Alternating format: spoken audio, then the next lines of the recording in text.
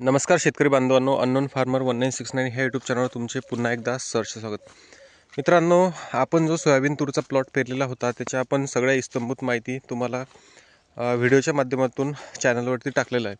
अजूनही तुम्ही बघितलं नसेल तर चॅनलला लाईक करा, सबस्क्राईब करा, शेअर करा आणि सगळे व्हिडिओ बघून घ्या।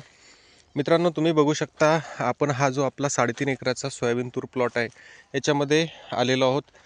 ज्याची आपण जेव्हा लागवड केली तेव्हापासूनचे सगळे व्हिडिओ आपण चॅनलच्या माध्यमातून टाकलेले आहेत आणि कशा प्रकारे लागवड केली, काय केली, ह्या सगळ्या गोष्टी तिथे आपण दाखवलेल्या आहेत। म्हणजे लागवडीपासून ते सोयाबीन काढणीपर्यंत, त्यानंतर रोटावेटर जेव्हा आपण मारलं त्या सगळ्या गोष्टी, आणि आज आपण याच्यामध्ये बघणार आहोत की आजच्या स्थितीमध्ये कशा प्रकारे आपली तूर आहे, कुठला रोग आहे का, त्याचबरोबर कशा पद्धतीने याला फुटवे किंवा कण बिलगलेले आहे, ह्या सगळ्या गोष्टी आपण बघणार आहोत।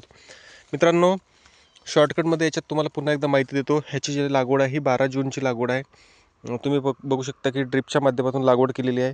1.25 फूट या 2 ओळीमधील 2 तासामधील 2 रोपांमधील अंतर आहे।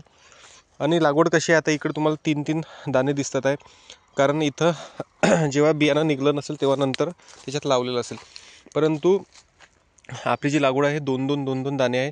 त्यानंतर आपण काय काय केलं सगळ्या गोष्टी थोड्या तुम्हाला याच्यात सांगतो। याच्यामध्ये आपण जेव्हा लागवड केली त्यानंतर साधारणतः 8-10 दिवसानंतर आपण एक साधं खत याला NPK सोडलं। एकरी 1 किलो, म्हणजे जे तुरीसाठी जे अंतर आहे त्यानुसार आपण ते सोडलं। त्यानंतर काय झालं की 30 दिवसांना आपण याची पहिली शेंडे खुडणी केली। तुम्ही बघू शकता की इथे खाली शेंडे खुडणी आपण पहिली केली होती। आता काय झालं की याला ब्रांचिंग सध्या परिस्थितीमध्ये खूप आहेत, तुम्ही बघू शकता की खूप ब्रांचिंग आहे, परंतु अजून याला ब्रांचिंग झाली असती पूर्ण असं आत्ताच अंतर झाकलेलं असतं। 2 ओळीतील अंतर 10.5 फूट आहे, परंतु काय झालं की सतत 4 महिने पाऊस झाला आणि त्या गोष्टी सगळ्या झाल्यामुळे त्याचा सगळा इफेक्ट ह्या तुरीवर पडला। तुम्ही बघू शकता की इकडे जशी झुकत आहे तशीच पूर्ण प्लॉटमध्ये झुकली असती। 4 महिने सतत पाऊस झाला तर काय झाली, याची उभी बरीचशी वाढ झाली। तरीही 70% आपला हा प्लॅन सक्सेस आहे। म्हणजे जी पारंपरिक शेती किंवा पारंपरिक पद्धतीने आपण लागवड करतो त्यापेक्षा हे चांगलं आहे आणि त्याचं उत्पन्नही चांगलं होईल। आता याच्यात महत्त्वाची गोष्ट, त्यानंतर काय केलं की 50 दिवसांनी दुसरी शेंडे खुडणी केली, जी तुम्हाला इथं दिसू शकते इथं। मग याच्यामध्ये ब्रांचिंग फुटल्या भरपूर तुम्ही बघू शकता की कुठं 2-2, 1-1, 2-2, 1-1 अशी लागवड आहे। आता जिथे नंतर दुबार म्हणजे दुसऱ्यांदा त्याच्यात बिल लावलं असेल तिथं कुठं 3 दाणे 4 दाणे असे टाकलेले आहेत। आता तुम्ही बघू शकता 10.5चा हा अंतर आहे आणि कशा पद्धतीने ही तूर आहे। आता मी वरनं तुम्हाला दाखवण्याचा प्रयत्न करतो की अशा पद्धतीने प्रत्येक जे तास आहे ते झालेलं आहे। साधारणतः आता याला 4 महिने उलटून गेले, म्हणजे 12 जून, 12 जुलै, 12 ऑगस्ट, 12 सप्टेंबर, 12 ऑक्टोबर, म्हणजे 4 महिने उलटून गेले। आणि आत्ता सध्या परिस्थितीमध्ये आपण अजून याला काही पाणी सोडलेलं नाही। तर आता आपल्याला याच्यामध्ये पाणी सोडायचं आहे। याच्यामध्ये सोडताना आपण युरियासुद्धा सोडू।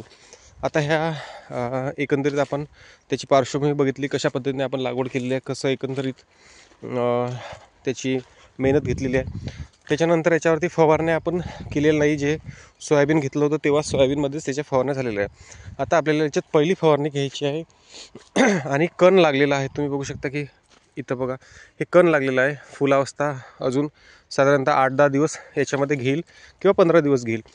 तर ह्या कण अवस्थेमध्ये आपल्याला फवारणी करायची आहे। आता तुम्ही बघू शकता की जेव्हा आपण याचा एक सेपरेट व्हिडिओ बनवला होता की त्याच्यामध्ये पाने गुंडाळणारी अळी, त्याचबरोबर असा प्रादुर्भाव होता की शेंडे याचे कुरतडले गेले होते। मग आपल्याला असं वाटलं की फवारणी घ्यावी की काय, परंतु उलट त्या गोष्टीने आपल्याला असा फायदा झाला की तुम्ही बघू शकता, मी तुम्हाला दाखवण्याचा प्रयत्न करतो। जे त्या कीटकांनी किंवा त्यांनी खाल्लं तर त्याचा आपल्याला फायदा झाला। तर बघा इथं त्यांनी हा शेंडा कुरतडला होता, त्यामुळे काय झालं की इथं हा शेंडा कुरतडल्यामुळे याला 5-6 शेंडे इथं बघू शकता तुम्ही आलेले आहेत। म्हणजे त्याचा एक बेनिफिट झाला, त्यामुळे आपण त्याला काही फवारणी केली नाही।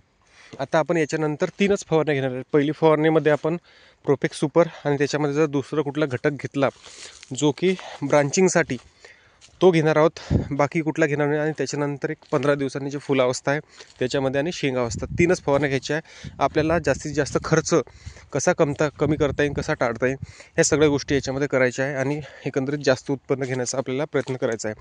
आता याच्यामध्ये मित्रांनो, जेव्हा आपण पारंपरिक पद्धतीने लागवड करतो याच्यामध्ये 6 क्विंटल एकरी आपल्याला उत्पन्न व्हायचं, तुम्ही बघू शकता. आणि त्याच्यामध्ये अंतर 9.5 फूट ठेवायचं आहे. 1 फूट इकडे शिल्लक झालेला आहे आणि खालनं याला मस्त ब्रांचिंग आहे. त्यामुळे एकंदरीत उत्पन्न 8 ते 10 क्विंटलच्या वरतीच आपल्याला व्हायला पाहिजेत अशी आपली आशा आहे. पूर्णपणे तुम्ही बघू शकता. आता आपण तुम्हाला खालनं सगळा हा व्हिडिओ दाखवणार आहोत. आता ह्या सगळ्या गोष्टी काय काय केल्या आपण ह्या तुम्हाला सांगण्याचा प्रयत्न केलेला आहे एकंदरीत थोडक्यामध्ये. आता पूर्ण तुम्ही बघू शकता की अशा पद्धतीने आपली तूर आहे. ब्रांचिंग खूप झालेली आहे. हा अंतर एकंदरीत झाकून टाकेल. 10.5 फुटाचं 2 ओळीतील अंतर आहे. आणि आता अजून तर याला आपण पाणीसुद्धा सोडलेलं नाही. आता एक 2-3 दिवसामध्ये आपण पाणी सोडू. ते पहिल्यांदा पाणी सोडू साधारणतः 3-4 तास किंवा जास्त 5-6 तास आपण ते ठेवणार आहोत. आणि त्यानंतर एकंदरीत 10-15 दिवसानंतर आपण पाणी सोडणार. म्हणजे चांगल्या पद्धतीने ती तूर फुटेल.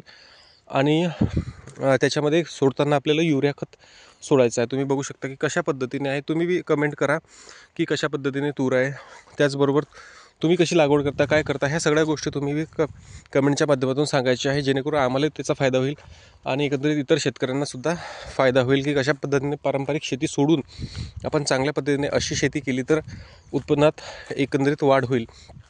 बघा, 2-2 बिया लागवड, 1 बिया लागवड, 2 बिया लागवड, अशा पद्धतीनेच आपण याची लागवड केली आहे.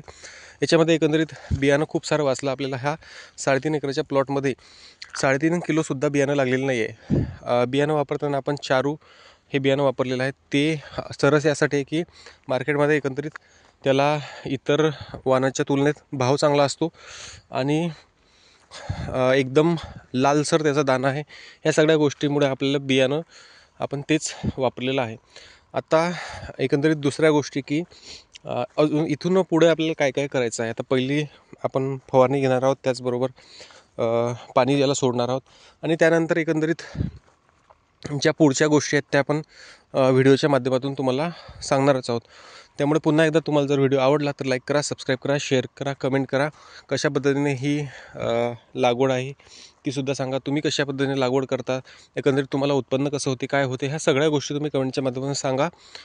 आणि मित्रांनो, बघत राहा व्हिडिओ. अजूनही तुम्ही चॅनलला लाईक केलं नसेल, सबस्क्राईब केलं नसेल तर सबस्क्राईब करून घ्या, जेणेकरून येणारे व्हिडिओ आणि मागचे व्हिडिओ तुम्हाला बघता येतील. मागील जे काय आता लागवडीपासून ते काढणीपर्यंत आपण सगळे ह्याच्यामध्ये व्हिडिओ टाकत आहोत. एक स्टेप बाय स्टेप जे आपण याच्यामध्ये काय काय करत आहोत त्या गोष्टी, त्या सगळ्या तुम्हाला चॅनलच्या माध्यमातून येतील. त्या सगळ्या बघून घ्या. आणि दिवाळी आहे, दिवाळी चांगल्या पद्धतीने साजरी करा. भेटूया मित्रांनो नवीन व्हिडिओ घेऊन. तोपर्यंत बघा कशा पद्धतीने ही तूर आहे, तुमची कशी आहे, काय आहे, एकंदरीत कमेंट करा. तर मित्रांनो, अशा पद्धतीने आपली ही तूर आहे. त्यानंतर आपण नवीन व्हिडिओमध्ये जेव्हा आपली पहिली फवारणी घेऊ किंवा आपण याच्यामध्ये पाणी सोडू, पाणी सोडताना कुठलं खत किंवा काय गोष्टी त्या कशा पद्धतीने सोडू, त्या सगळ्या दाखवण्याचा प्रयत्न करू. तर मित्रांनो, भेटूया दुसऱ्या व्हिडिओमध्ये. तोपर्यंत धन्यवाद.